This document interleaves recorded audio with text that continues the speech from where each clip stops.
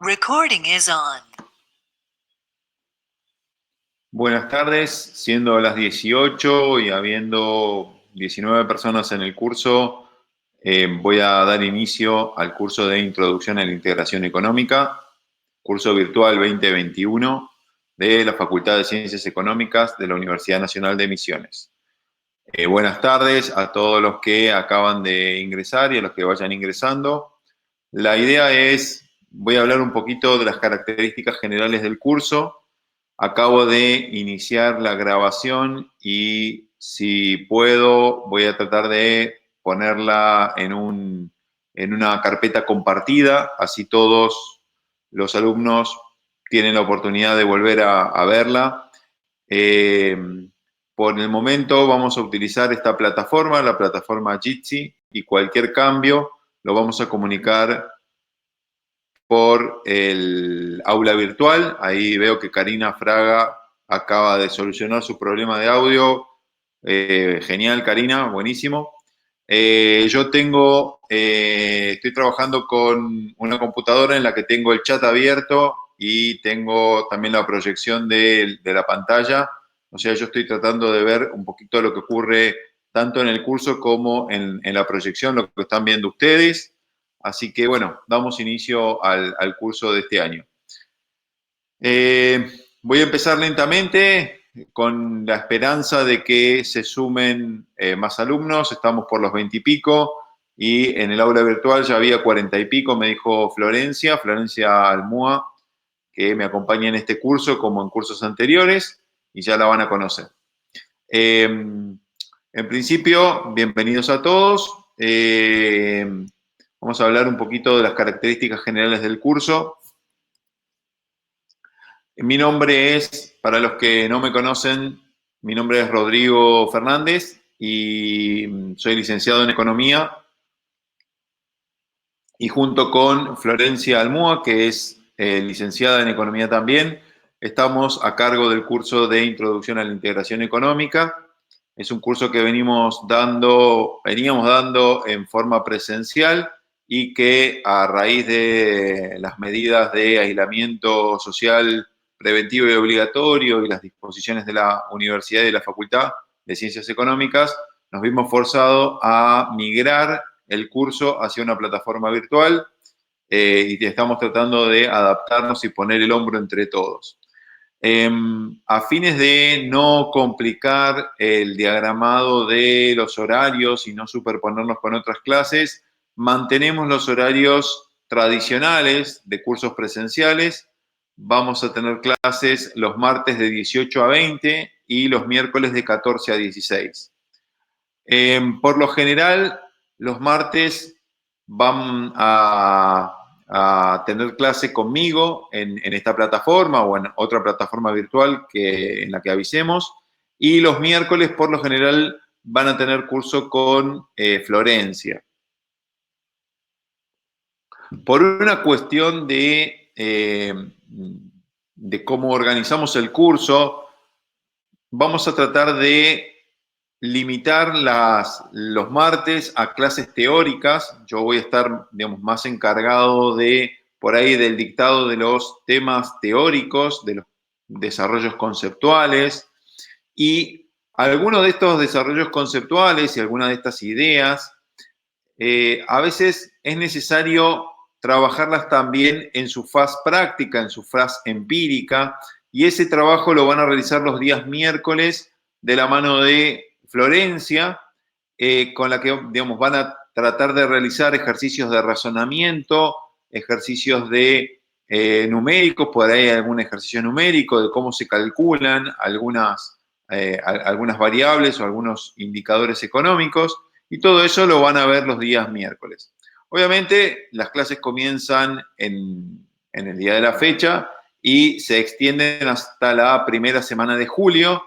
El desarrollo de las clases lo tenemos pautado más adelante y ya se lo voy a publicar.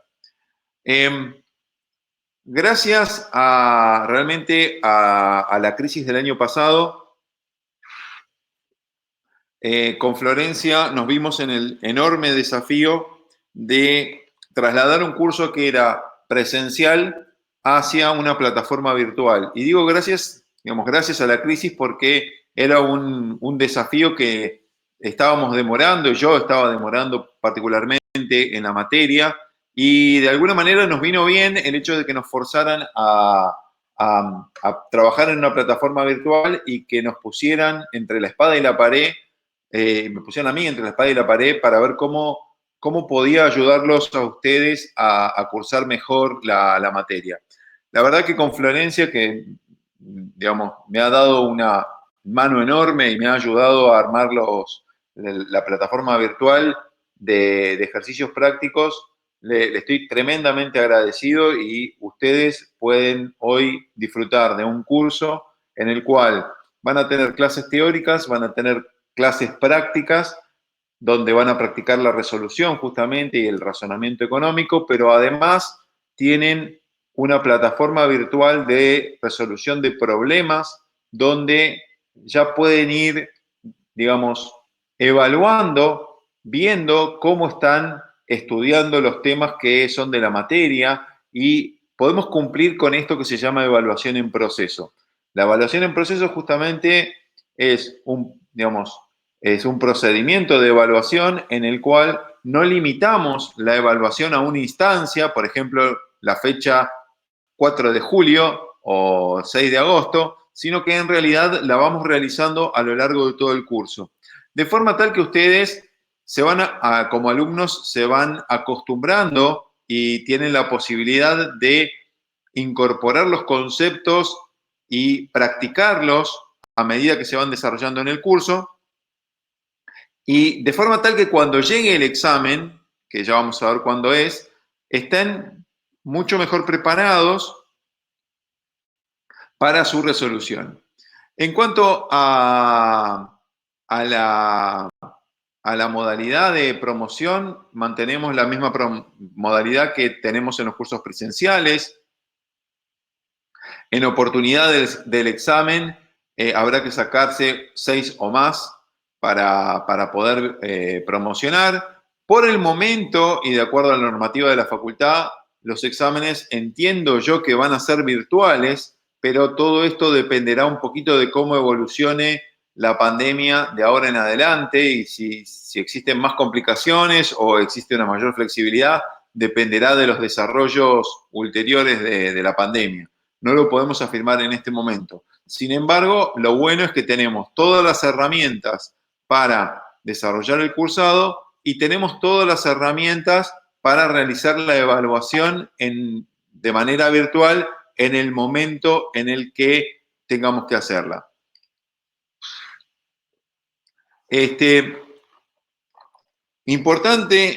importante aquí es que vamos a tener, además de la evaluación, vamos a tener un conjunto de mini evaluaciones, que son las resoluciones de los trabajos prácticos, las cuales obviamente habrá que cumplir en un porcentaje importante. Estamos hablando de un porcentaje de, como mínimo, el 75% de los trabajos prácticos hay que tenerlos, digamos, realizados para reunir las condiciones de aprobación de la materia.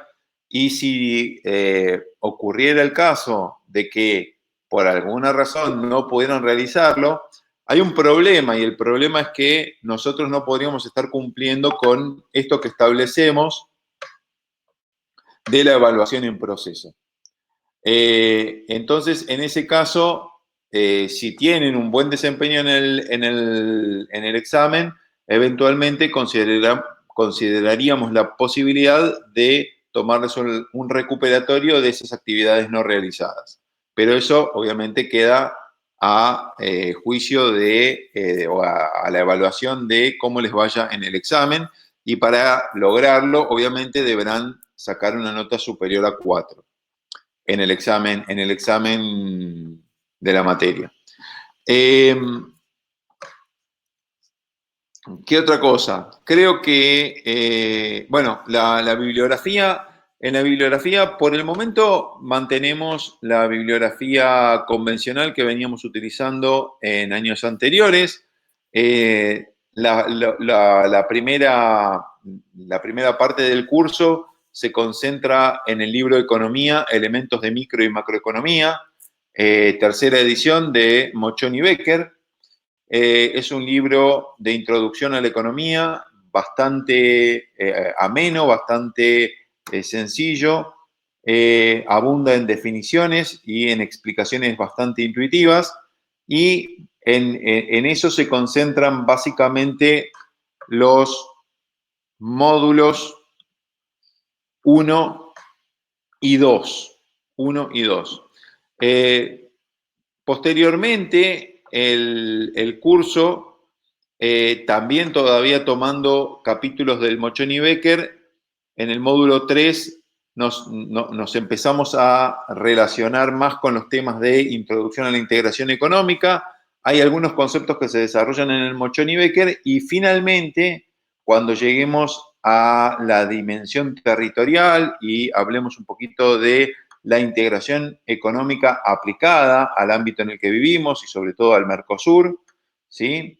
La forma en la que vamos a bajar a la realidad esos conceptos, bueno, para eso empezaremos a utilizar bibliografía un poquito más específica, como es el caso del libro de Fanelli y Bouzas, Mercosur, Integración y Crecimiento, y algunos trabajos que son un poquito más cortos, que en la jerga llamamos papers, que son trabajos como monografías o trabajos de investigación, que tienen entre 20, 30, 40 páginas, donde se desarrollan problemas particulares de la integración o aspectos particulares del Mercosur, como los trabajos de Dachar y Arnaiz o Troyano Rodríguez. Digamos, son trabajos que no, digamos, obviamente no tienen la longitud ni la profundidad de un libro, pero sí tienen la ventaja de tratar algún tema específico de la problemática de la integración económica y su aplicación, en este caso, a la región del Mercosur. El desarrollo de las clases, básicamente, como les explicaba hace un rato, va a ser intensivamente teórica en los días martes, y este año tenemos una particularidad, y es que los feriados, hay un solo feriado que nos agarra, el feriado del 25 de mayo, ese es el único feriado que afectaría el dictado de las clases, y posteriormente, bueno, tenemos clases todas las semanas. Como verán, tenemos bastantes clases teóricas concentradas en los días martes y que van a estar a mi cargo, a cargo de Rodrigo Fernández, y por lo general las clases de los miércoles a cargo de Florencia son más de índole práctica, o eventualmente, si yo tengo algún inconveniente, por ahí Florencia puede llegar a cubrirme en alguna clase teórica, pero, digamos, en principio nos estamos dividiendo de esta manera. Aquí, en esta diapositiva, hay dos cuestiones que son importantes. Primero, una fecha clave para el cursado es la fecha del 16 de junio. Es, digamos, la fecha en la que realizaremos el examen. Jessica, yo estoy viendo la diapositiva en una segunda computadora que tengo habilitada y se está proyectando. ¿Alguien más no ve las diapositivas? Bueno, en todo caso, no se preocupen, porque un ratito después que terminemos la clase, yo voy a subir estas diapositivas en PDF al aula virtual y se las van a poder bajar todos. No va a haber problema.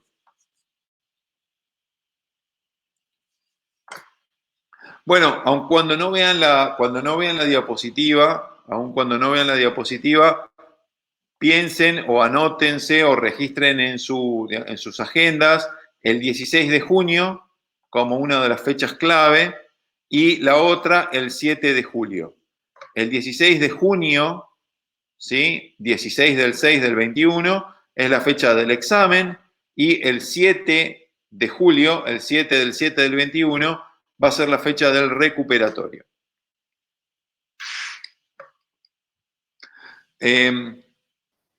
Los que se hayan incorporado al curso este virtual y me estén escuchando y todavía no se hayan inscrito en el aula virtual, les pido por favor que lo hagan y que tengan especial recaudo en ingresar adecuadamente una casilla de correo electrónica que revisen todos los días. ¿Por qué una casilla de correo electrónica que revisen todos los días? Porque nosotros con Florencia utilizamos muchísimo el aula virtual como instrumento de comunicación, como repositorio digital donde subimos información y como formato de resolución de ejercicios, los cuales deberían realizarlo conforme lo que expliqué hace un ratito atrás. Entonces, como muchas de estas actividades las vamos publicando a lo largo de las semanas, por ejemplo, por ahí el miércoles a la tarde o el jueves a la mañana, habilitamos el ejercicio de la unidad 2, 3, 4 o el que corresponda. Cuando nosotros hacemos esa actividad, cuando nosotros habilitamos cualquier actividad en el aula virtual, entonces lo anunciamos en un anuncio y les llega a ustedes a su casilla de correo.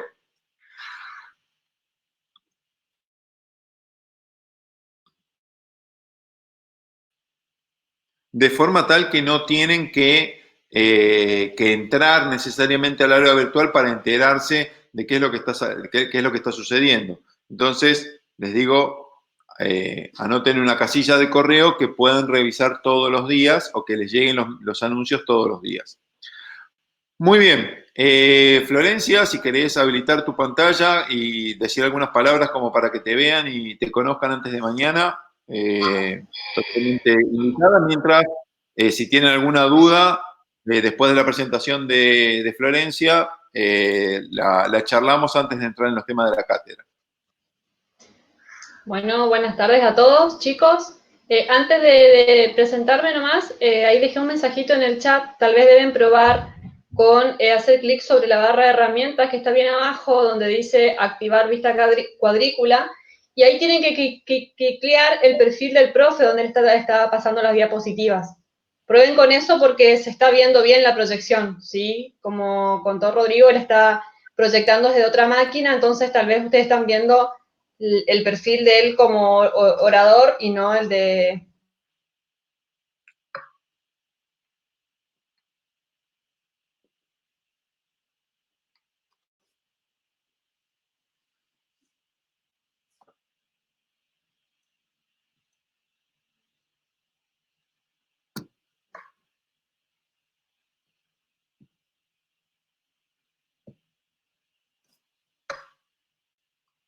Bueno. Sí, muy buena aclaración esa, Flor, genial. Sí, es cierto. Yo estoy trabajando con dos pantallas y con dos computadoras. En una estoy proyectando la clase desde PowerPoint y en la otra me estoy filmando y estoy haciendo la grabación. Correcto. Bien, perfecto, listo. Por eso, no es que tengo doble personalidad, sino que simplemente estoy usando dos computadoras e ingreso al mismo tiempo.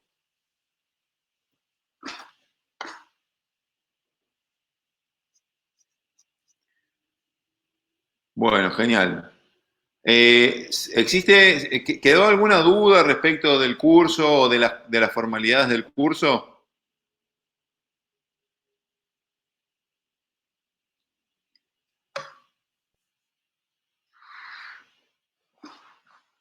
Se entendió todo. Bueno, cualquier cosa, si llega a haber alguna duda, bueno, después, al final de la clase, voy a habilitar un segundo periodo de preguntas, así que cualquier cosa, levantan la mano o me avisan hacia el final. Yo lo que les pido es que si tienen dudas y no se quieren olvidar, en todo caso la pueden anotar en el chat. Yo el chat lo tengo permanentemente abierto y lo estoy viendo todo el tiempo, o sea que yo voy siguiendo las conversaciones del chat. Si quieren interactuar o si tienen alguna duda puntual, la pueden escribir ahí.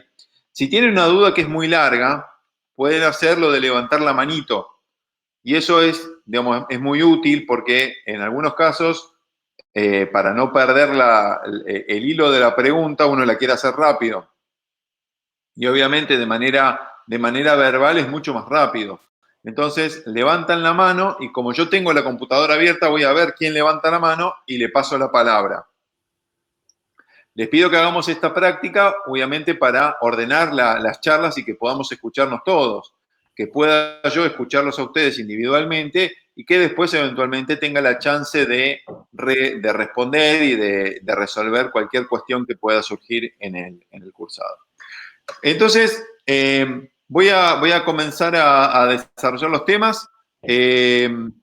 Alejandro quiere hablar, sí, mi tocayo. Sí, decime, Alejandro. Buenas tardes, profe. ¿El examen va a ser uno solo? Sí, en principio, Alejandro, es una buena pregunta.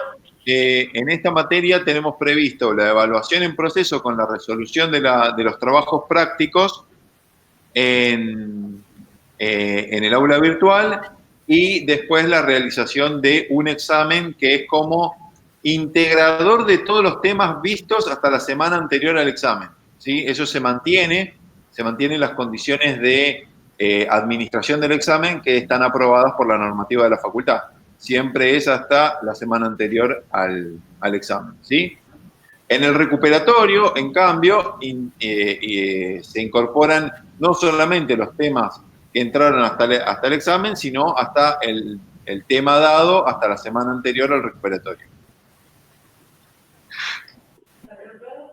P.M. que no sé quién es, me pregunta en el chat, ¿se puede cursar condicional?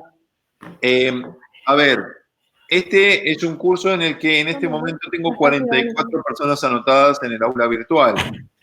La verdad es que no aceptaríamos la condicionalidad.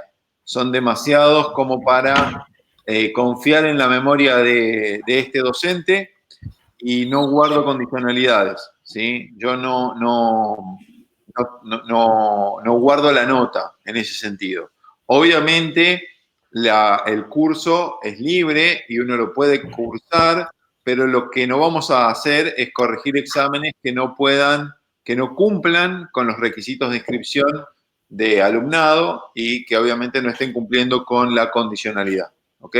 Pueden cursarlo con el objeto de rendirlo después posteriormente libre si lo quieren rendir, pero obviamente para que les habilite el libre van a tener que haber arreglado su condicionalidad anterior o su correlatividad anterior, ¿ok?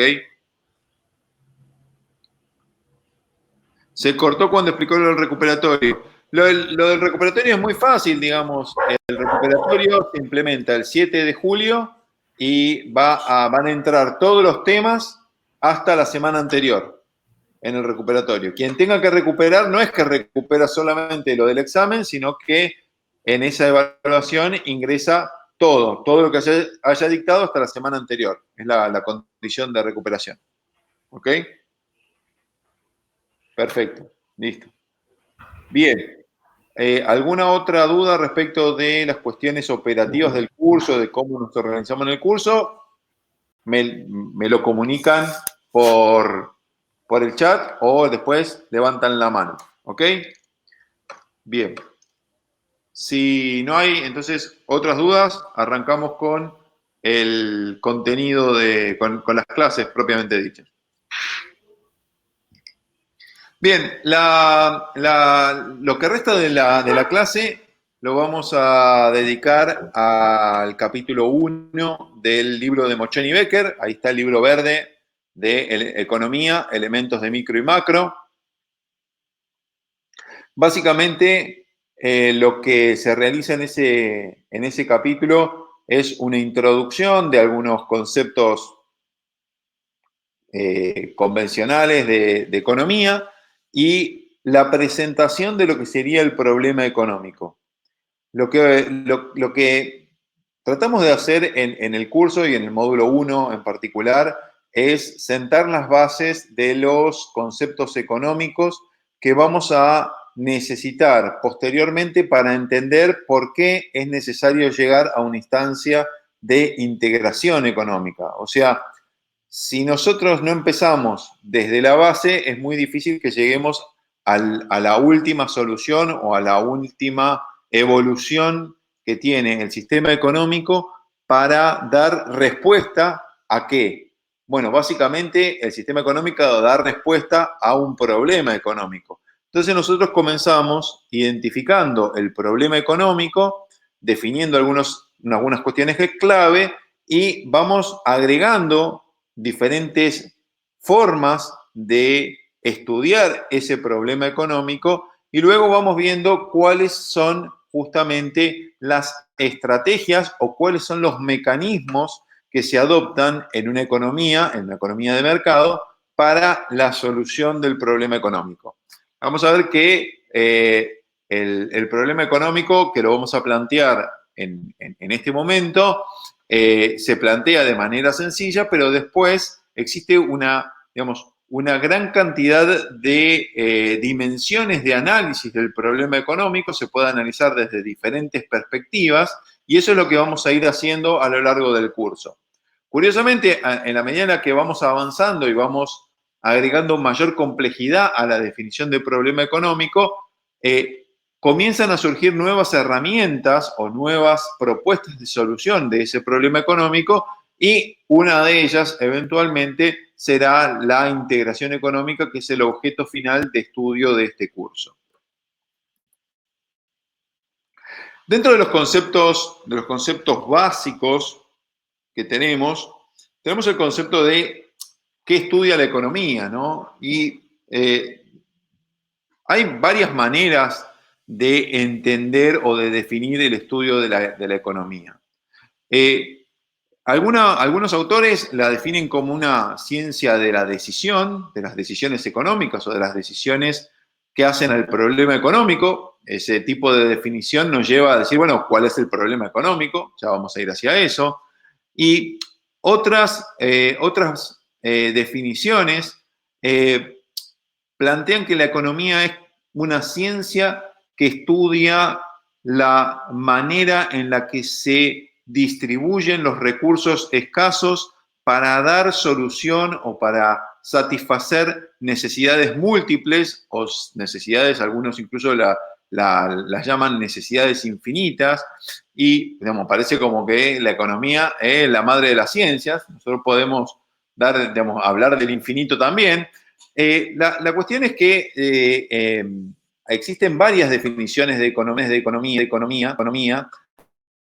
Inextricablemente o, inexorablemente, la economía sí se concentra en el estudio de las decisiones que hay que tomar frente a la administración de recursos escasos. De alguna manera hay una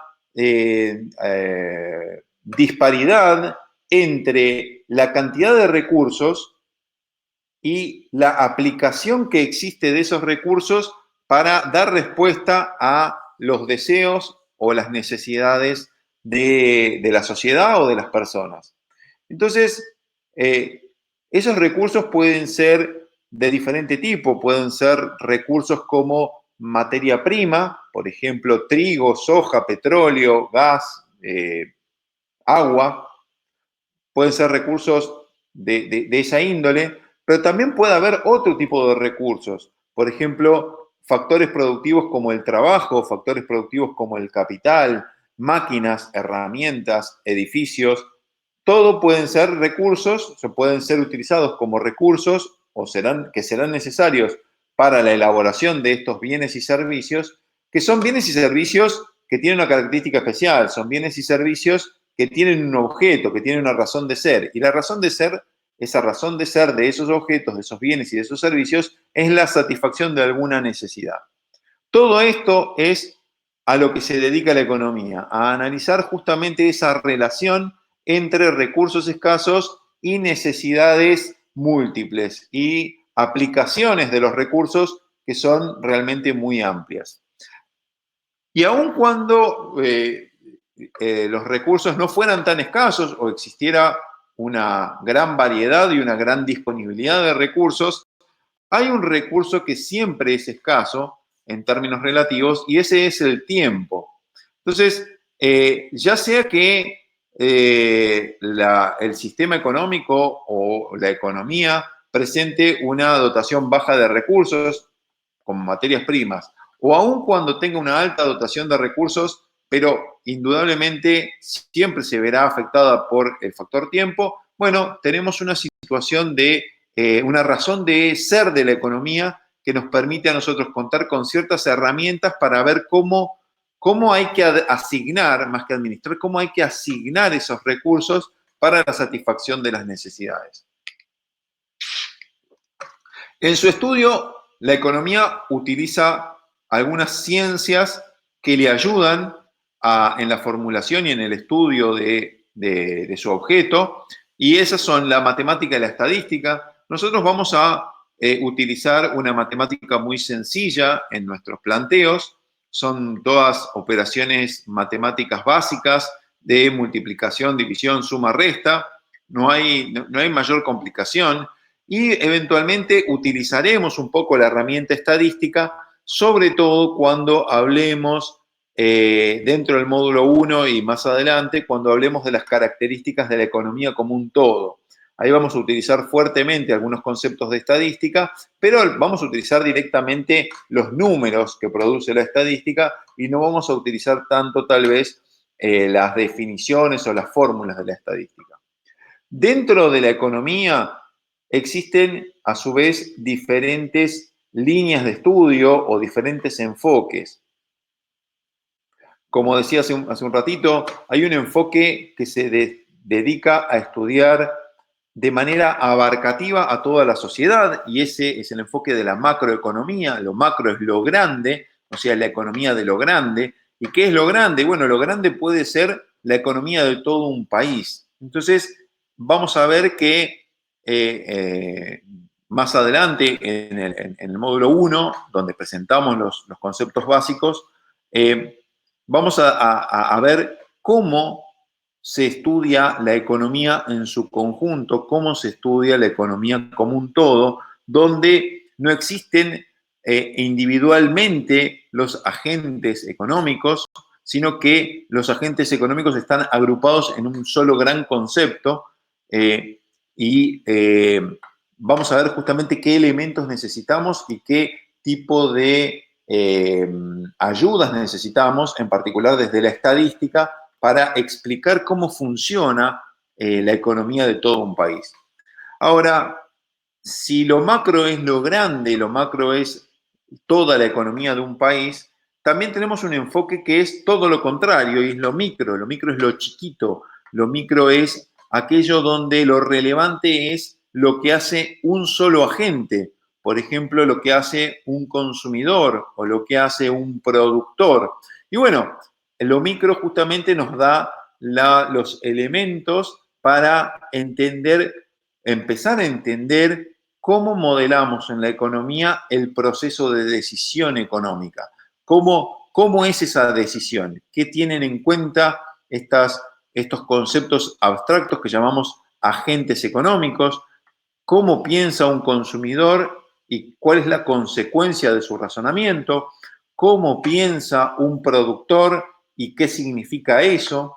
¿Y cómo interactúan estos consumidores y los productores, por otro lado? ¿Cómo interactúan? ¿Dónde interactúan? Sabemos que interactúan en algo que se llama mercado. Vamos a ver en qué consiste el mercado, qué resulta de esa interacción entre agentes consumidores y agentes productores, por otro lado. Y veremos también que hay un tercer tipo de agente, que vamos a llamar el agente del Estado, que tiene una función particular o tiene un conjunto de funciones particulares, y vamos a ver que tiene un rol tanto en el ámbito micro como en el ámbito macro. Digamos, tiene un rol específico y se representa de una manera específica la acción de este tercer agente en las interacciones entre consumidores y productores. Y si lo macro o si la macro justamente es la herramienta que nos permite a nosotros estudiar lo grande, a su vez podemos llegar a tener una herramienta más abarcativa, que es justamente la de la integración. Y la integración justamente es la que nos permite ver cómo interactúan no ya los agentes económicos, sino directamente cómo se relacionan las economías como un todo entre ellas. Por ejemplo, cómo se relacionan las economías de los países, ¿no? Por ejemplo, la Argentina con Brasil y con Uruguay y con Paraguay, y cómo se relacionan ellas entre ellas y a su vez qué acuerdos se establecieron entre ellas y por qué decidieron que iban a conformar un ámbito supranacional llamado Mercosur y qué ventajas tiene o cuáles fueron las razones que fundamentaron esa decisión de llevar a cabo un proceso de convergencia y de integración de las economías. En algunos momentos, en algunas oportunidades, haremos referencia a cuestiones históricas. Tal vez cuando desarrollemos algún concepto, hagamos alguna referencia a cuándo se origina este concepto, cuándo se originó, en qué momento, por qué se originó cierto concepto, por qué se originó, o sea, cuál era la razón de ser de estudiar algún tipo de problema. Y mucho más adelante, cuando entremos en los módulos 3 y 4 sobre todo, y analicemos la problemática del comercio exterior y la problemática de la integración económica, vamos a hacer uso intensivamente de las herramientas que nos brinda la historia para ver justamente cómo fue la evolución del proceso de integración, cómo se llega a las diferentes instancias de integración, y para eso es que vamos a utilizar estos conceptos de la historia económica. Como ven, cuando hablamos de economía, hablamos de una ciencia que nos permite a nosotros ver cómo se asignan los recursos escasos para la satisfacción de las necesidades de la sociedad, pero en el auxilio de ese cometido, en la realización, en el alcanzar ese objetivo de ver qué decisiones se toman entre los agentes económicos, bueno, existen un conjunto de herramientas y de diferentes enfoques que nos van a ayudar a nosotros a hablar de esto que llamamos la economía. Hasta este momento, y antes de pasar a la siguiente diapositiva, ¿hay alguna duda?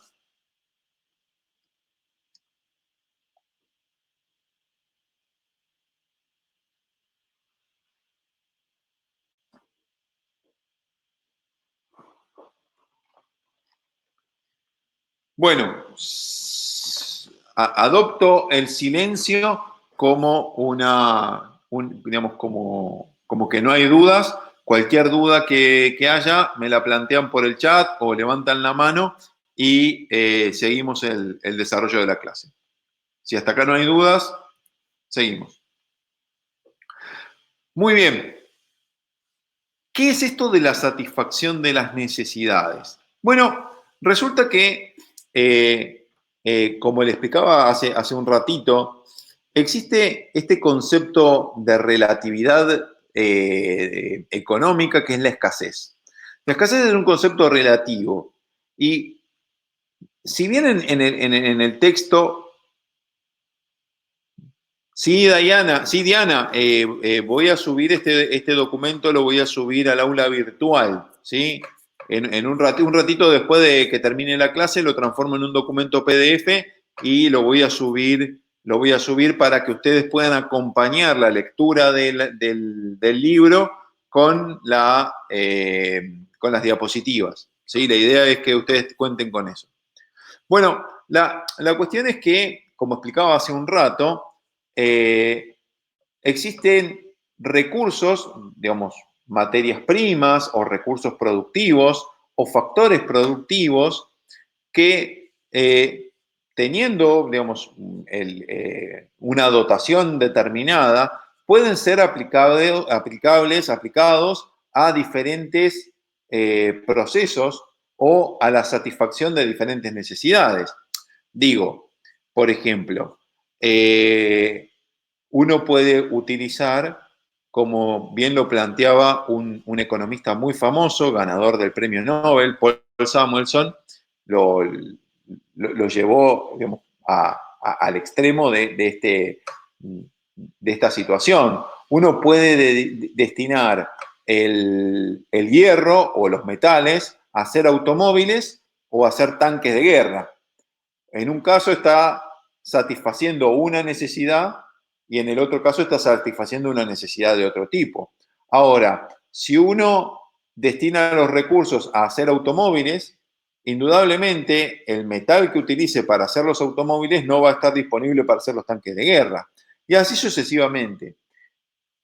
En este sentido, las decisiones que se adopten en una economía, ya sea que se lleve a producir una mayor cantidad de tanques o una mayor cantidad de automóviles o una mayor cantidad de casas o una mayor cantidad de hospitales o una mayor cantidad de escuelas, bueno, ese tipo de decisiones implican decir algo acerca de cómo hay que asignar los recursos productivos, las dotaciones de estos recursos productivos en el ámbito económico. O sea, cuáles son las necesidades que la sociedad desea satisfacer y en qué orden.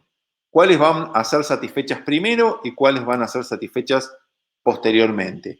¿Cuáles son las necesidades básicas o las necesidades necesarias, si se quiere la redundancia? ¿Y cuáles son las necesidades menos necesarias, las necesidades que pueden demorar un tiempo en ser satisfechas? Bueno, justamente la economía nos dice algo acerca de cómo tomar esas decisiones, o sea, de cómo tratar de resolver ese problema, de decir, bueno, nosotros no juzgamos como economistas o como desde la economía, no juzgamos si es más importante producir automóviles, alimentos o tanques de guerra. Cada sociedad decide qué es lo que va a satisfacer primero y qué es lo que va a satisfacer en un segundo orden.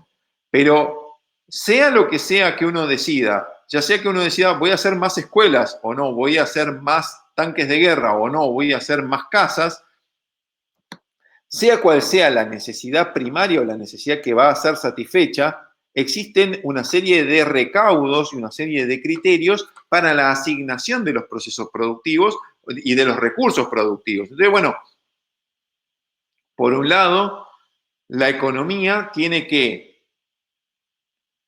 dar nacimiento a un sistema productivo que le permita producir aquellos bienes que quiere producir.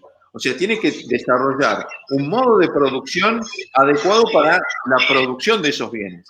Pero no solamente ese modo de producción implica las máquinas e implica los edificios donde estarán las máquinas de producción y las herramientas, sino que además es necesario en una instancia previa la asignación de los recursos a los diferentes fines. O sea, si yo quiero producir tanques de guerra, necesito en algún lado tener fundiciones de metal y esas fundiciones necesito alimentarlas, por ejemplo, con carbón, por decirlo, y hierro por el otro, mena de hierro. Bueno, eso me va a permitir obtener ciertos metales eventualmente que después de varios procesos productivos lo puedo transformar en un tanque.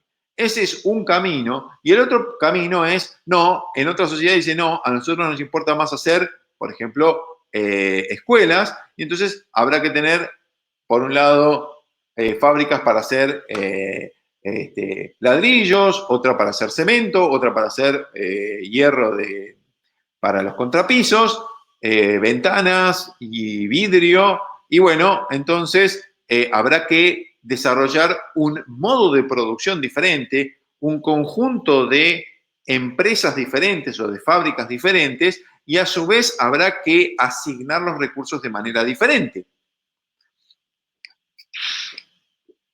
Lo que no queda, o sea, sobre lo que no queda duda es que sean tanques o sea alimento, o sean automóviles, el objetivo último de una economía en funcionamiento es la producción de bienes de consumo para la satisfacción de las necesidades de las personas que viven en una determinada sociedad. ¿Ok?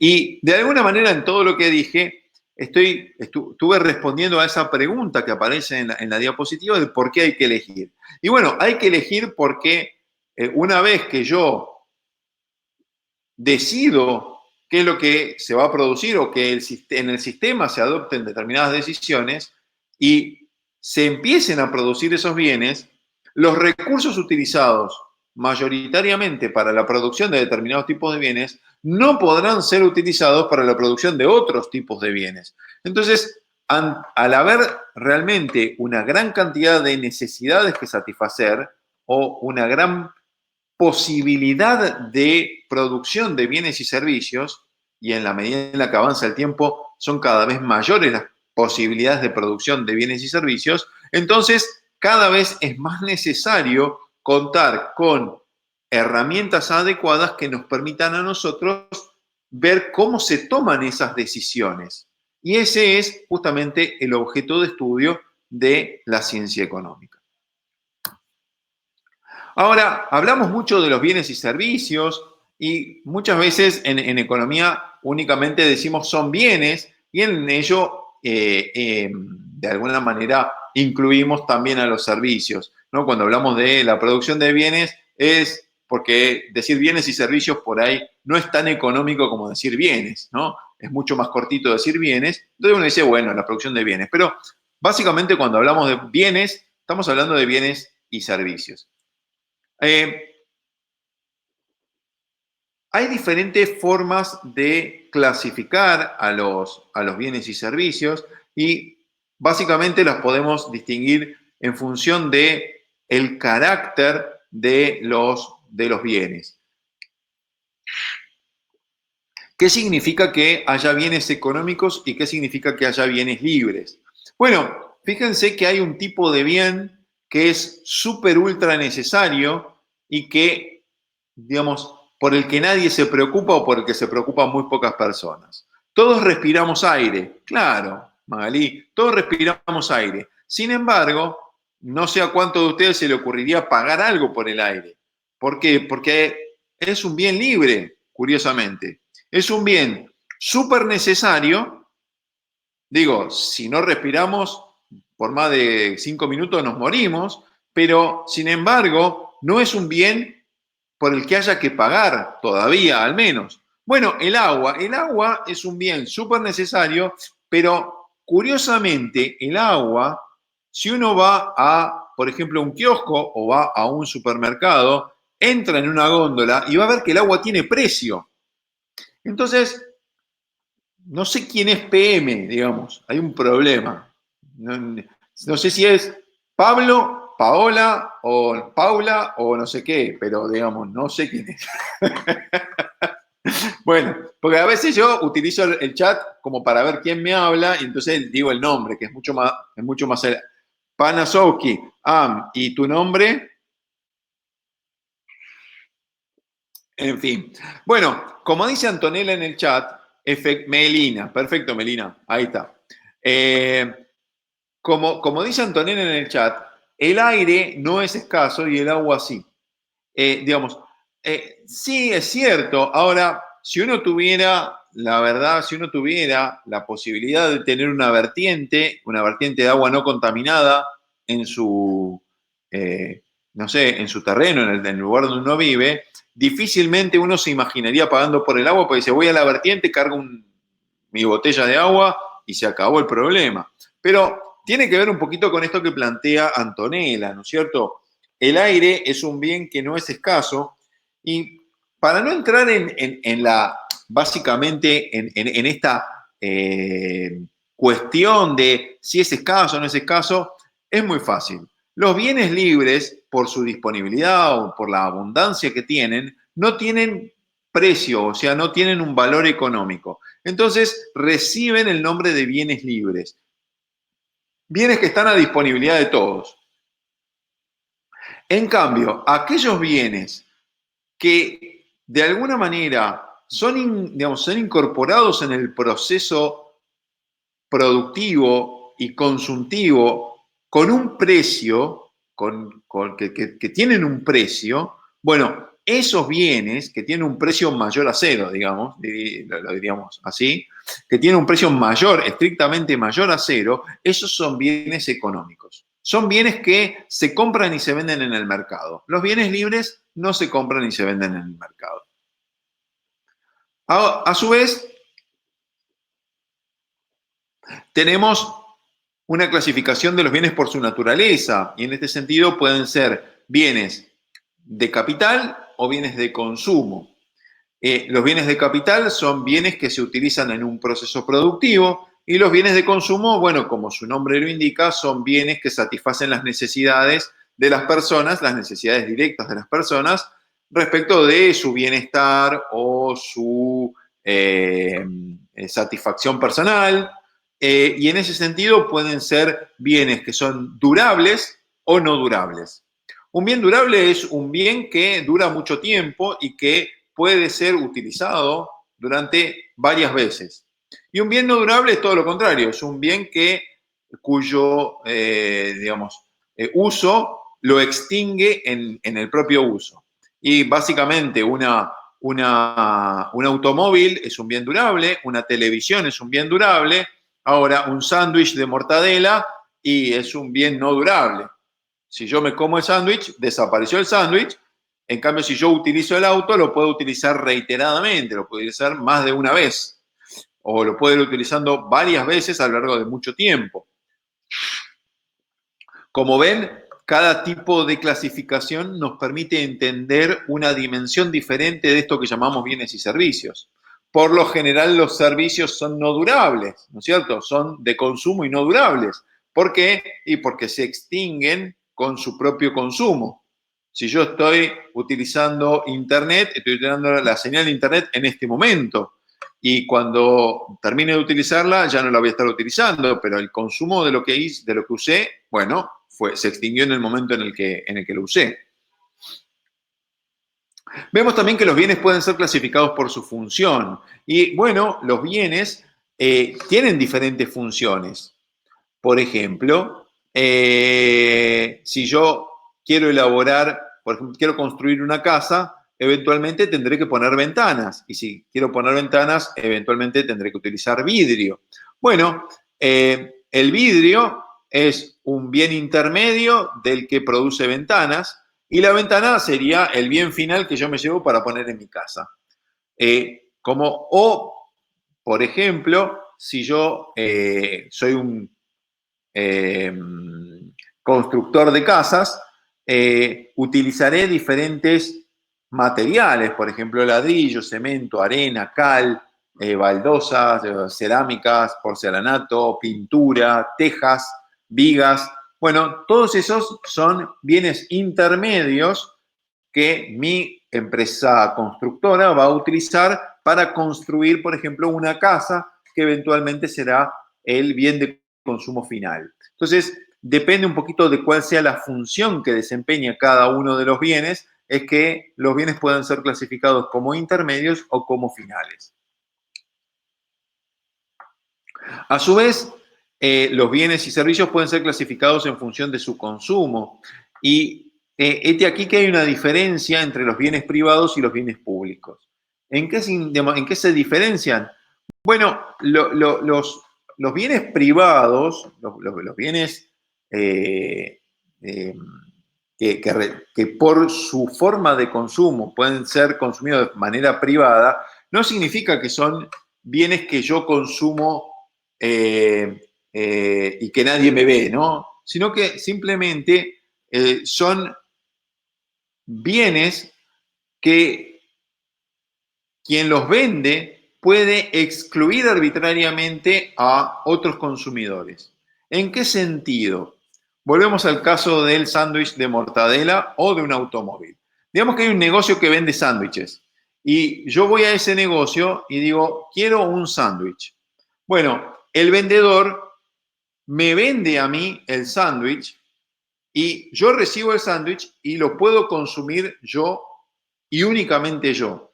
Y si lo consumo yo, no lo puede consumir nadie más.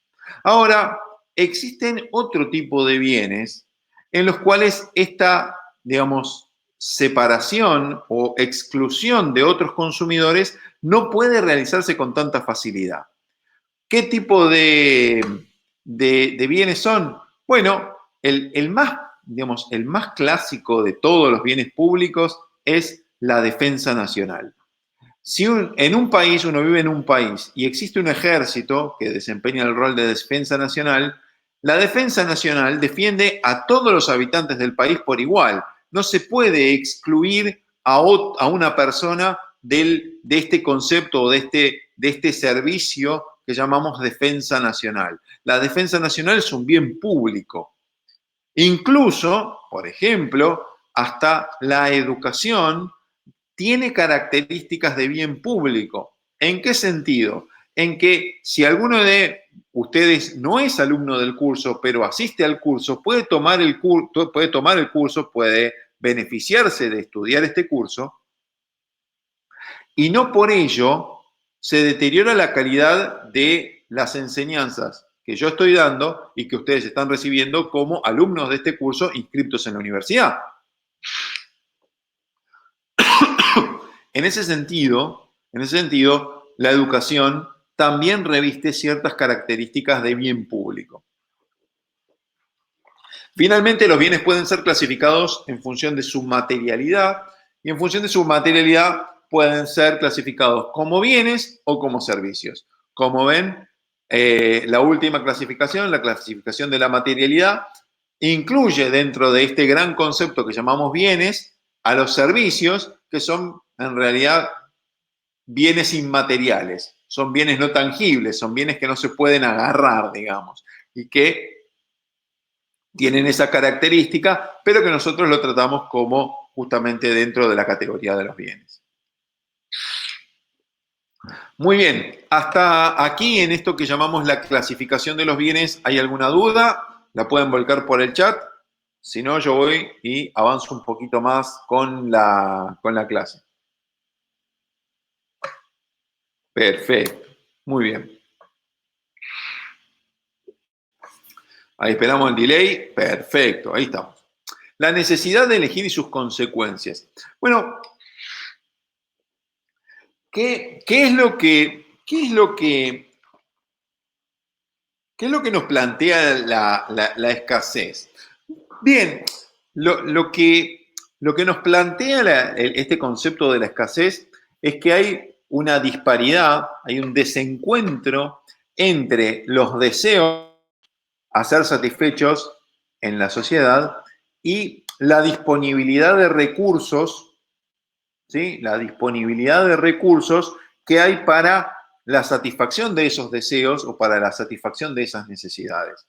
Y lo llevo al terreno de los deseos porque claramente, espere un poquito.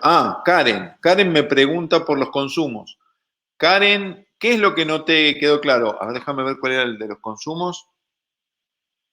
Público y privado.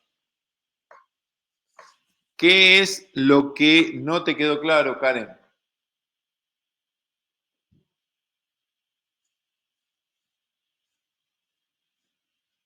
En el caso, a ver, respecto al consumo es si la diferencia entre ambos. A ver, digamos, pensemos lo siguiente. Es de noche, ¿no es cierto? O no, mejor, Karen, vos sos Karen, la del cielo hermoso, ¿no es cierto? Estás utilizando una red de datos. Sí, muy bien, perfecto, Karen. Bien. Ahora, digamos que había una amiga al lado tuyo que tenía exactamente un celular muy parecido al tuyo, ¿sí? Un celular muy parecido al tuyo y que estaba al lado tuyo y que también estaba utilizando la red de datos. ¿A vos te afectaba eso? Tenía celular muy parecido al tuyo y usaba la misma compañía que vos. ¿Eso te afectaba a vos en cuanto a tu calidad de consumo de red de datos?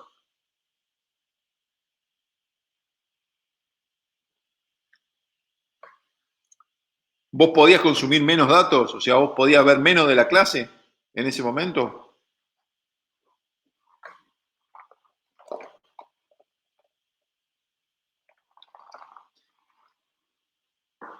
Claro, o sea, ella podía estar usando la misma red que vos, o sea, por ejemplo, digamos que estabas usando personal, no sé, la red de personal, ella podía estar usando, las dos podían estar usando la red de personal y ninguna se iba a enterar de que la otra estaba usando la red y podían ver cada una o participar de la clase o ver un video de YouTube o ver la última publicación de su TikToker favorito, y sin embargo, digamos, no iban a sentir ninguna diferencia. Ahora, digamos que vos en ese momento, bueno, estabas caminando, pero digamos que vos estabas tomando una gaseosa. Si vos tomás tu gaseosa y la tomás te tomás toda la gaseosa, tu amiga que estaba al lado tuyo y que estaba usando su red de datos, ¿puede tomar la misma gaseosa?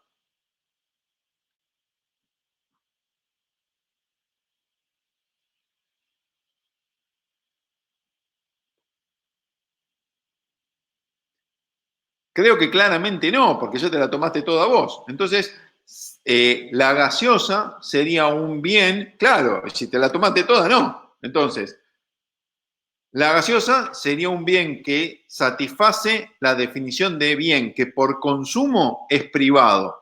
¿Qué significa? Que de alguna manera se puede excluir del consumo a otras personas.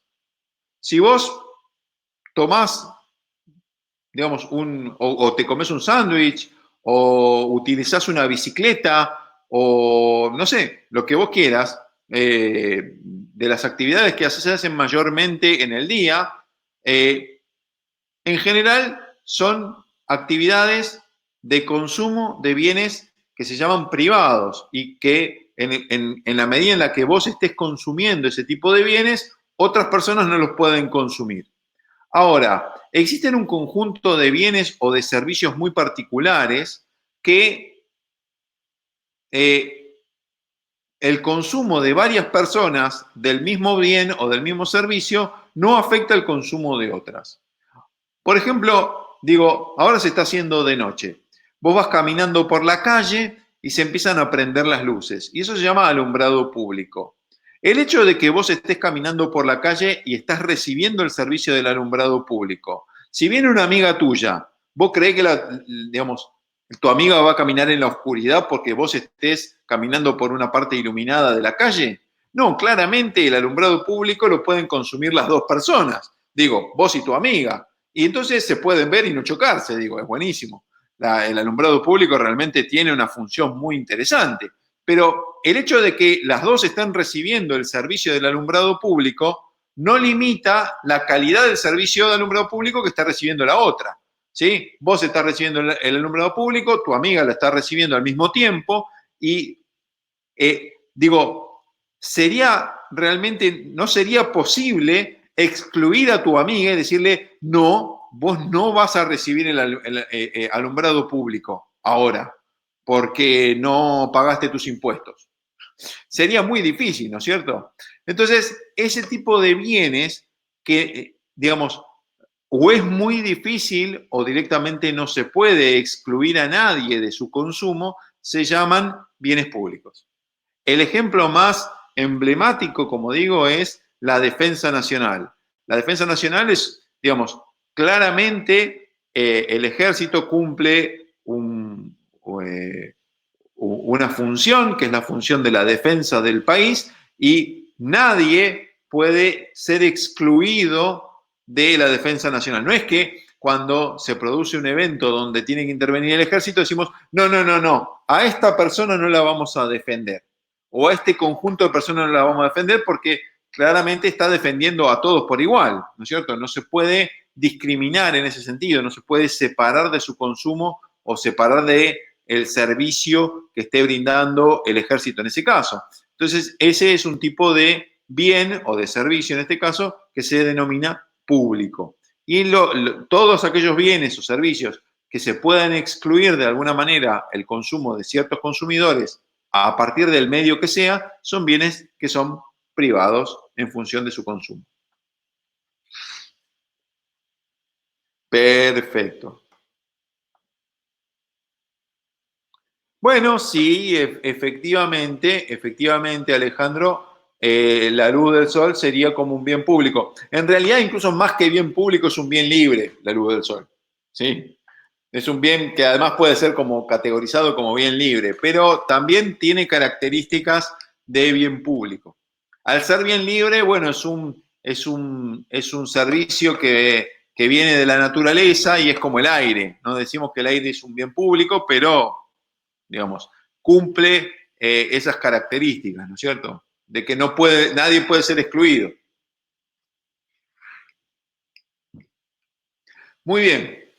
Volvemos entonces a esto de la necesidad de elegir. La necesidad de elegir surge obviamente de esto, de esta disparidad entre disponibilidad de recursos y necesidades y deseos que son realmente múltiples. Y, digamos, los recursos existentes puedan ser aplicados a la consecución de varios fines y muchos de ellos son excluyentes entre ellos, ¿sí? Si yo dedico ciertos recursos a la producción de automóviles, claramente esos recursos no los tengo disponibles para la producción de otros bienes u otros servicios. Y en este sentido aparece un concepto que está relacionado con la necesidad de elegir, y donde la elección como proceso realizado por un agente económico implica algo que se llama el costo de oportunidad. Y el costo de oportunidad lo vamos a refinar en la próxima diapositiva, pero digamos, cuando uno toma una decisión, uno toma dos decisiones al mismo tiempo, curiosamente. Uno toma la decisión de lo que va a consumir o de lo que va a realizar, pero al mismo tiempo toma la decisión de todo lo que no va a consumir o todo lo que no va a realizar. Digo, uno nunca lo piensa de esa manera, pero cada decisión que uno toma encierra esta dualidad. Cuando uno decide, es como decir, bueno, cuando vos decidís que vas a ir por el camino de la derecha, o sea, el camino para allá, eso significa que no estás siguiendo el camino de la izquierda o que no volvés para atrás. Digo, digamos, cuando uno decide, yo voy para allá, claramente no está yendo en otro sentido. Y de alguna manera esa dualidad es la que va a estar relacionada con este concepto de costo de oportunidad que vamos a desarrollar en la diapositiva siguiente. Y también de alguna manera, relacionado con este concepto de escasez, relacionado con este concepto de satisfacción de las necesidades, la satisfacción de las necesidades no se produce en el vacío o no se da en el vacío, sino que implica la necesidad de realizar determinados procesos, la necesidad de de tomar algunos recaudos, de realizar algunas actividades, y esa realización, ese hacer, ese elaborar o ese construir o fabricar los bienes y servicios que satisfacen los deseos y necesidades, bueno, eso es un proceso que en economía llamamos producción. Y vinculado a esto de la producción y relacionado con este concepto de costo de oportunidad, vamos a ver que hay un concepto que se denomina frontera de posibilidades o frontera de posibilidades de producción, que lo vamos a desarrollar en un ratito nada más. ¿Es como dar algo a cambio de otra cosa? No, el costo de oportunidad tiene que ver mucho más con esto, Karen. Mira. El costo de oportunidad de cualquier objeto, de cualquier bien, de cualquier cosa, de cualquier decisión, tiene que ver con aquello a lo que uno renuncia. A ver, ustedes para estar asistiendo a esta clase necesariamente están renunciando, están dejando de hacer alguna otra cosa. Ese es su costo de oportunidad. Ese es el costo de oportunidad. No es que uno da algo a cambio de otra cosa, porque eso se llama intercambio. Lo que vos estás planteando, Karen, en el chat es más el concepto de intercambio. Doy algo a cambio de otra cosa. No, no, no. Aquí es pura y llanamente una renuncia. Yo, para dar esta clase, estoy renunciando, por ejemplo, a pasarme la tarde leyendo un libro. O estoy renunciando, por ejemplo, a ver una película en alguna plataforma de difusión de películas. O estoy renunciando a salir a entrenar y dar una vuelta en bicicleta. A algo estoy renunciando porque estoy utilizando mi tiempo en este momento para dar una clase. Pero no es que yo doy nada a cambio de nada. No, no, no. Esto significa que cuando yo tomo la decisión de realizar esta actividad, hay alguna otra actividad que me gustaría hacer, pero que por alguna razón no la estoy haciendo. O si yo decido, por ejemplo, que voy a consumir determinado tipo de bien, eventualmente estaré dejando de consumir algún otro tipo de bien. Y ese es mi costo de oportunidad. Tiene que ver con aquello que se deja de hacer.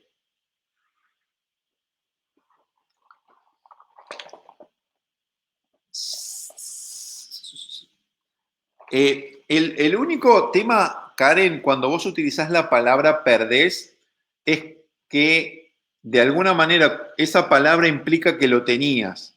Y el costo de oportunidad no significa que vos lo tengas. O sea, lo que significa que vos tenés la oportunidad de hacer lo que vos quieras. A ver, digo, yo tengo la posibilidad de, no voy a dar la clase, me voy a andar en bicicleta. Perfecto. Pero no es que yo estaba andando en bicicleta y dejé de andar en bicicleta. No perdí nada. En realidad dije, a ver, ¿cómo voy a pasar mi tarde? Y bueno, hoy voy a pasar mi tarde dando clases. O sea, como yo estoy dando clases, no estoy haciendo otra cosa. Lo que no estoy haciendo es aquello que denomino costo de oportunidad. O sea, renuncio a hacer esto, renuncio a consumir determinada cosa. Digamos, a ver, tal vez dándolo se renuncia a algo para obtener otro beneficio. Exactamente, Jessica, tiene que ver con eso. Digo, lo que hay detrás de la renuncia o lo que hay detrás del costo de oportunidad es que uno se queda con lo que considera que es lo mejor para uno. ¿Sí? Sí, digo, por ejemplo, a ver, digamos que ustedes tienen hambre y tienen sed. ¿Sí? De repente salen de la clase, tienen hambre y tienen sed. Digo, no están en su casa, están en otro ámbito, tienen hambre y tienen sed, y tienen 100 pesos, por decirlo. Bueno, o 50 pesos tienen. Bueno, con 50 pesos pueden comprarse un sándwich o una botella de gaseosa. Una botellita. Bueno, ahora, si van por el lado de la sed, se compran la botella de gaseosa, pero no se pueden comprar el sándwich. O no, tengo más hambre que sed. No, me compro el sándwich, pero no la gaseosa. La cuestión es, vos no podés, con los 50 pesos que tenés, comprarte la gaseosa del sándwich, porque no te alcanza. Entonces, necesariamente tenés que renunciar a algo. Eso es en términos monetarios, ¿no? Por algún lado, o sea, si yo tengo una cantidad limitada de dinero, tengo un costo de oportunidad. Pero el costo de oportunidad no es que me sale 50 pesos consumir el sándwich. No, significa que cuando yo me compro el sándwich y me gasté la plata, esa plata que ya me gasté no la puedo usar para comprar otra cosa. Bueno, con el tiempo ocurre lo mismo. Si yo decido que ahora voy a leer un libro, voy a leer una novela o un libro de texto, un libro de historia, un libro de economía, lo que sea, y voy a pasar las próximas 2 horas leyendo, esas 2 horas no las voy a pasar haciendo otra cosa como viendo una película. Tiene que ver con esto de la decisión y de la elección. Ahora, indudablemente, no puedo dudar que aquello que elijo hacer tiene que ser lo mejor para mí. Digo, ¿quién elegiría algo que no es bueno para uno? Digo, nadie elige martillarse un dedo porque le gusta martillarse los dedos, ¿no es cierto? Es preferible martillar los clavos antes que los dedos. Pero si yo elijo, por ejemplo, ver una película en lugar de pasarme 2 horas leyendo un libro, entonces lo que estoy haciendo es decidiendo que ver la película es lo mejor para mí en ese momento. ¿Sí? Y esa es mi decisión y esa es mi elección y mi costo de oportunidad eventualmente será la lectura del libro o la lectura del capítulo o digamos, esas 2 horas de lectura. Ese es mi costo de oportunidad. ¿Por qué? Porque de alguna manera a mí me gustaría leer, pero también ver la película, pero al momento de tomar la decisión, al momento de elegir, bueno, directamente me decanto por la película y considero que ver la película es lo mejor. Pero para hacer esto, renuncio a aplicar mi tiempo a la lectura. Como ven, el costo de oportunidad no necesariamente tiene un costo monetario asociado, simplemente es aquello a lo que renuncio para conseguir otra cosa. Ese es mi costo de oportunidad. ¿Ok? ¿Quedó claro hasta ahí? Este es un tema que yo les digo, léanlo, estúdienlo, ejemplifíquenlo, llévenlo a su vida cotidiana, véanlo en sus propias interacciones, en lo que ustedes hacen todos los días, a ver si se les ocurren ejemplos que les pasen a ustedes donde ustedes están viviendo el costo de oportunidad.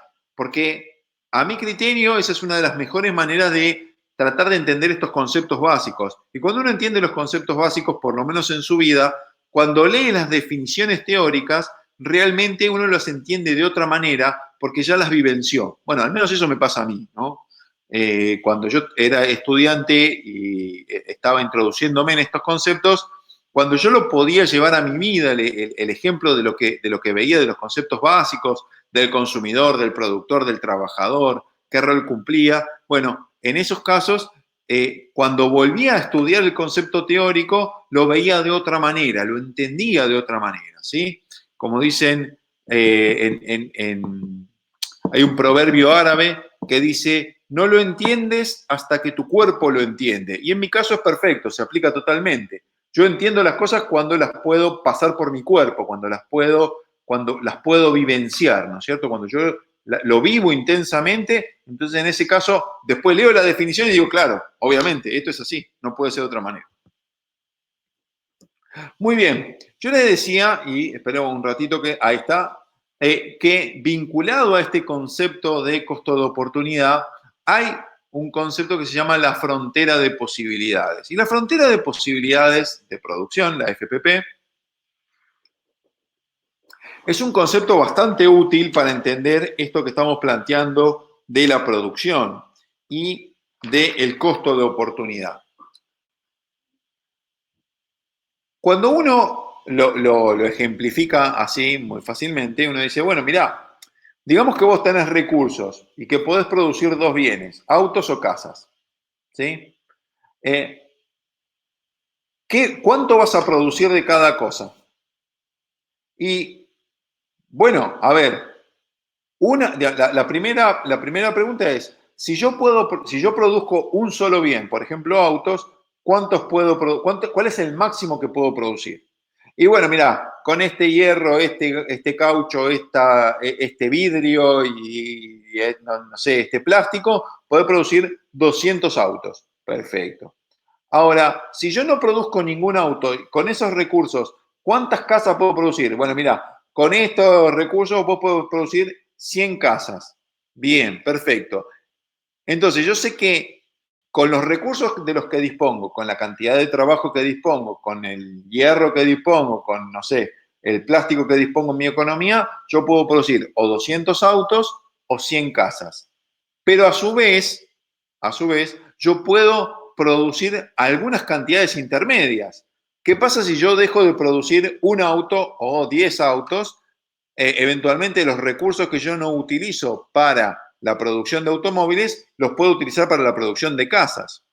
Y entonces esa combinación, esa combinación de los recursos que yo dispongo más el conjunto de procedimientos técnicos que me permiten a mí construir autos y construir casas, va constituyendo una frontera de posibilidades. ¿De posibilidades de qué? De posibilidades de producción. Depende a qué asigne yo los recursos en cada momento y en cada proporción, yo podré tener un set de producción diferente. O produzco muchos autos y muy poquitas casas, o produzco una cantidad más o menos equilibrada de autos y casas, o produzco muchas casas y muy poquititos autos. ¿Qué es lo que voy a terminar produciendo? Ahí es donde está la elección. Ahí es donde llegamos a ese punto donde podemos producir muchas combinaciones de autos y casas o de diferentes tipos de bienes, podemos producir muchas situaciones. La cuestión es ¿Cuál va a ser la que elijamos producir? ¿Cuál va a ser la que el sistema termine produciendo? Bueno, eso curiosamente dependerá de las necesidades y de los deseos de la sociedad o de los habitantes o de los agentes económicos que llamamos consumidores o familias en una sociedad. Algunas sociedades valorarán mucho los autos y no tanto las casas, algunas valorarán más las casas que los autos y algunas sociedades lo valorarán razonablemente equilibrado. ¿Sí? Entonces, como resumen, este concepto de frontera de posibilidades de producción, vemos que nos permite tener digamos, una relación técnica de cuánta cantidad de bienes se puede producir en una economía con los recursos de las que dispone. Ahora, fíjense que nosotros hablábamos de costo de oportunidad en el consumo, pero también hay un costo de oportunidad en el proceso productivo. ¿En qué sentido? En el sentido de que yo puedo producir 200 autos y 0 casas, pero si yo quiero producir alguna casa o algún conjunto de casas, necesariamente voy a tener que dejar de producir algunos autos. Entonces, el costo de oportunidad no solo se aplica al concepto del consumo, sino que a su vez el costo de oportunidad es suficientemente versátil para que yo lo pueda aplicar al proceso productivo y exista un costo de oportunidad en el proceso productivo y que está dado, está representado por la frontera de posibilidades de producción. ¿Quedó claro eso hasta ahí?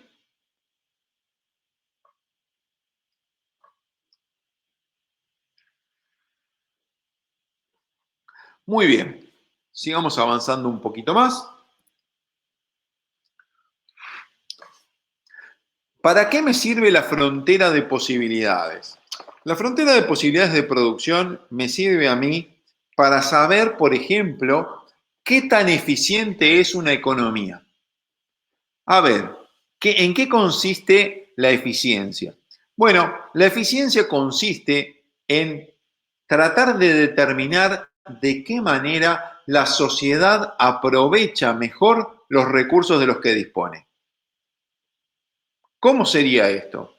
Bueno, si utilizando todos los recursos de los que dispone una sociedad, me encuentro en un punto como el punto verde, ahí, claramente estoy utilizando los recursos de una manera poco eficiente. ¿Por qué? Porque usando toda la misma cantidad de recursos, yo podría producir o muchos más teléfonos, o muchas más computadoras, o una combinación de ambos que se situara en la línea roja. Entonces, un punto como el punto verde de la diapositiva necesariamente es un punto de ineficiencia porque no estoy utilizando adecuadamente los recursos. Moraleja, si estamos evaluando el funcionamiento de una economía como un todo, lo mejor es que esa economía se encuentre en algunos de los puntos de la frontera de posibilidades productivas, porque va a ser el punto que maximiza la producción de los bienes de esa sociedad. Sí, Alejandro, tenés la mano levantada. Sí, profe, la economía argentina entonces está en una situación de ineficiencia, porque tiene muchos recursos y no sabe aprovechar. Yo no, eso no me animaría a decirlo. Bueno, sí, digamos, Alejandro, existen diferentes maneras de determinar las situaciones de ineficiencia. ¿A cuál te referirías vos específicamente? ¿Cómo te das cuenta? Naturales. ¿Mm? Las riquezas naturales que tiene Argentina. Bueno, lo que pasa es que, ojo con las riquezas naturales, porque, digamos, si vos lo pensás de otra manera, si las consumís todas, te quedás sin riquezas naturales. Ojo. Yo te diría, hay otras maneras, por ejemplo, de darte cuenta si estás en una situación de ineficiencia. En este, digamos, lo vamos a ver un poquito más adelante cuando hablemos de la macroeconomía, pero hay un indicador que ustedes deben conocer muchísimo y es la tasa de desempleo. ¿Oyeron hablar de la tasa de desempleo o la tasa de desocupación?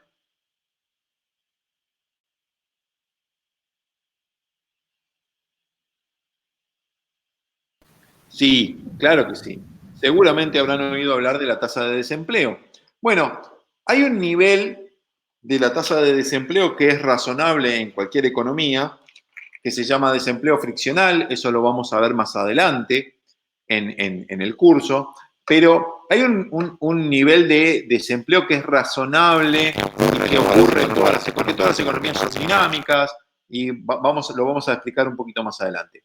Ese nivel, digamos que esté en un 3%. Si vos en una economía ves que la tasa de desempleo es mayor que ese nivel, que arbitrariamente dije yo 3%, pero que no hay un número definido, habría que estudiar la economía en particular, de qué significa este concepto. Si la tasa de desempleo es un poco superior, claramente hay un recurso que no se está utilizando plenamente. Y ahí tenés una situación de ineficiencia o tenés una situación en la cual la economía podría mejorar. ¿Sí? Si se utilizara más ese recurso, claramente podrían producirse más bienes. Entonces, claramente te podrías acercar más hacia esta frontera de posibilidades productivas. Si vos tenés una situación de desempleo, lo que vamos a ver es que estás por debajo de la frontera de posibilidad de producción. ¿Sí? Lo mismo si vos tenés, por ejemplo, una máquina o una empresa. Si tu empresa está produciendo al 20% de su capacidad, claramente tenés capacidad ociosa. Y si tenés capacidad ociosa, digamos, podrías producir más. Entonces, claramente, estás en una situación donde no necesariamente estás cerca de la eficiencia. ¿Sí? Esto no significa, y es un problema un poco más sutil, no significa que todos los recursos o todo el capital hay que usarlo al 100%. De hecho, tampoco es eficiente eso, porque todo proceso productivo implica la necesidad de incluir en algunos procesos de mantenimiento que implica paradas de servicio, que implica momentos donde no se produce. O sea, no es que todo tiene que estar siempre al 100%, así como existe una tasa friccional de desempleo que no significa que la sociedad no esté produciendo en su punto óptimo, también existe una tasa óptima de uso del capital que dependerá del proceso productivo respectivo. ¿Sí? Ahora, cerrando el tema de la ineficiencia, que es una situación, digamos, como la del punto verde de la diapositiva, tenemos situaciones como la del punto rojo. La situación del punto rojo es una situación muy interesante, porque es una situación que está fuera de la frontera. Y eso significa que, dado el nivel de tecnología, o dado el nivel de factores productivos, o dado el nivel de recursos productivos como materia prima, en esas condiciones, la economía no puede acceder a un punto como el rojo. Ahora, que no pueda acceder con su nivel de tecnología o con su dotación de recursos productivos o con su dotación de factores productivos, no significa que la sociedad no pueda alcanzar nunca ese punto.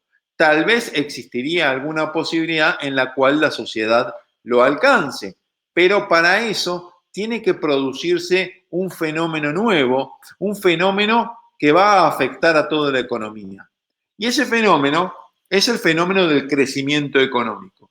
Lo que vemos es que el crecimiento económico supone un aumento de la capacidad productiva de la economía, o sea, de alguna manera ocurre algo en la economía, ocurre algún tipo de fenómeno en la economía que hace que esa economía esté en condiciones de producir una mayor cantidad de bienes o servicios.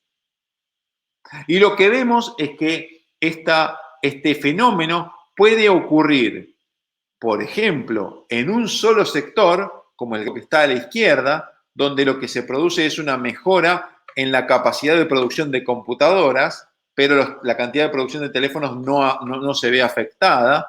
Algo habrá mejorado en el camino, que yo puedo producir muchas más computadoras, pero no tantos teléfonos. O puede producirse únicamente en los teléfonos y no en las computadoras, por representarlo, o sea, en el otro de los sectores, o puede producirse en ambos al mismo tiempo, como es el caso del gráfico de la derecha, donde a partir de un proceso de crecimiento económico, la economía puede producir tanto más teléfonos como más computadoras al mismo tiempo. Entonces,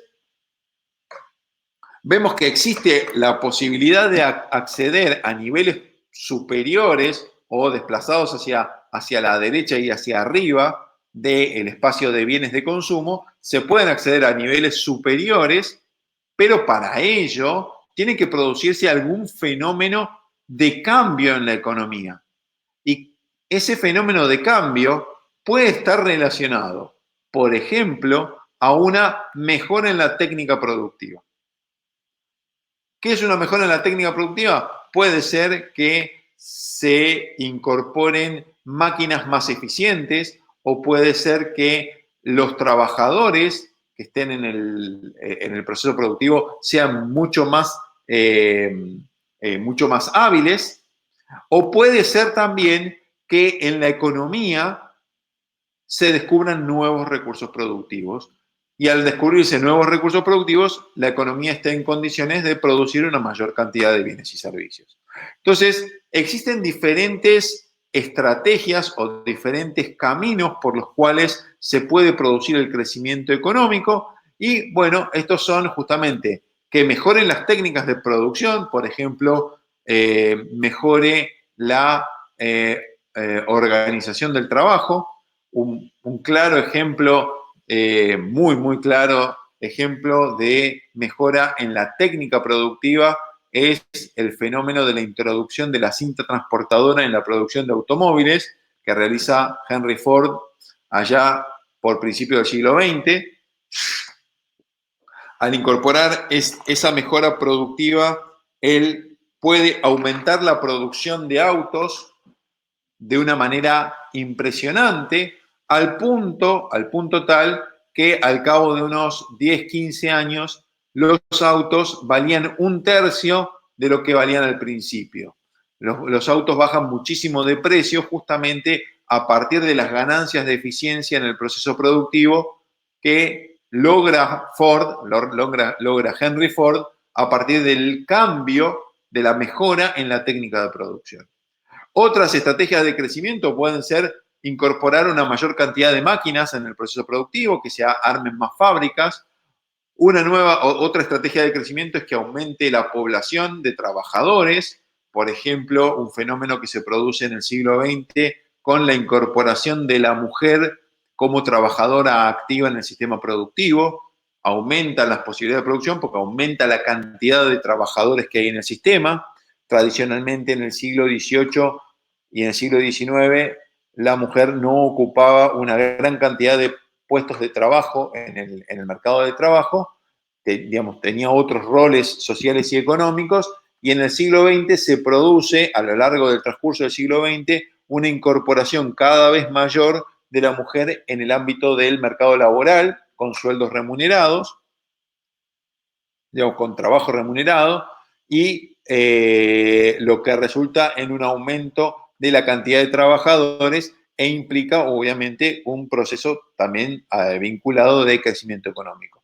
Y a su vez tenemos el descubrimiento de nuevos recursos, un fenómeno que se va dando a lo largo del tiempo en diferentes dimensiones y que son todos factores fundamentales que me permiten a mí entender el proceso de crecimiento económico. Muy bien, creo que no hay más diapositivas. Hasta acá llegó entonces la presentación. En principio y desde ya les agradezco que hayan participado, que hayan asistido a esta primera clase, y la verdad que súper contento estoy que han participado muchísimo en el chat y que se han animado incluso a levantar la mano y a hacer algunas preguntas. Por mi parte, he cubierto todos los temas que tenía programado para la clase. Les doy algunos minutitos para que piensen si tienen alguna pregunta y por lo pronto le cedo el control a Florencia. Si estás ahí, Florencia, y querés hacer alguna acotación, algún comentario, totalmente la clase podría ser tuya.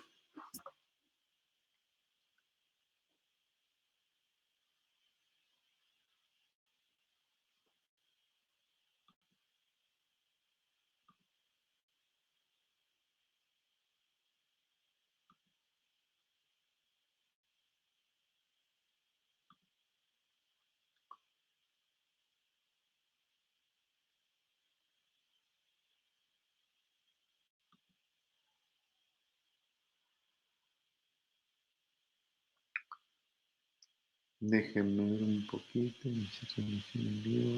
Ahí está.